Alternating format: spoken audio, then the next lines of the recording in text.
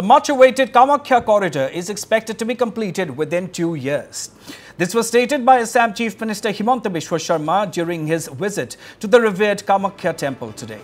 Speaking to the media, Chief Minister Sharma informed that the blueprint for the corridor prepared by Larsen & Toubro has been submitted for approval to IIT Guwahati and the construction work will begin after the approval is obtained, Chief Minister Sharma added. The Assam Chief Minister also assured that no one will be adversely affected by the construction of the Kamakhya corridor.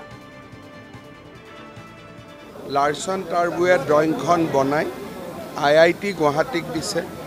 IIT Guwahatiye সকলো পৰীক্ষা কৰিব যাতে কামাখ্যাৰ ষ্ট্ৰাকচাৰত অসুবিধা নহয় পুৰণা মঠ মন্দিৰত অসুবিধা নহয় গোটেই কথাখিনি চোৱাৰ পিছত তেওঁলোকে ক্লিয়াৰেন্স দিয়াৰ পিছতহে কৰিডৰৰ কামটো হাতত লোৱা হ'ব 2 মাহ হ'ব পাৰে 3 মাহ হ'ব পাৰে তেওঁলোকে যদি 4 মাহ সময় লয় 4 মাহ হ'ব পাৰে কাৰণ IIT Guwahatiক আমি কোনো ডেট আৰু তাৰিখ দিয়া নাই যে অমুক তাৰিখৰ ভিতৰত আপোনালোকে চাই দিব লাগে ইয়াত চ্যালেঞ্জ একো নহয় সকলো ৰাইজৰ সমৰ্থন আছে সকলো ৰাইজৰ লগত ধুনিয়াকৈ আৰু আমি 2 বছৰত কৰি উলিয়াই দিম তেওঁলোকে অপোজ যেটো কৰিছে কৰিডৰ শব্দটোত ভয় খাইছে কৰিডৰ বুলি কোনো বস্তু নাই ৰাস্তা এটা বনিব বৰ্তমান যেটো ৰাস্তা আছে দোকান কেখন বাদ দি ৰাস্তাটো ডাঙৰ হ'ব দোকান কেখন নতুনকৈ বনাই দিয়া হ'ব সৰু কথা এটা মানে ভাবিছে কৰিডৰ মানে কিবা অদ্ভুত কিবা এটা বনাব গৈ আছে ইয়াত একোটো অদ্ভুত নহয় যেটো PWD ৰাস্তা আছে তাৰ ওপৰত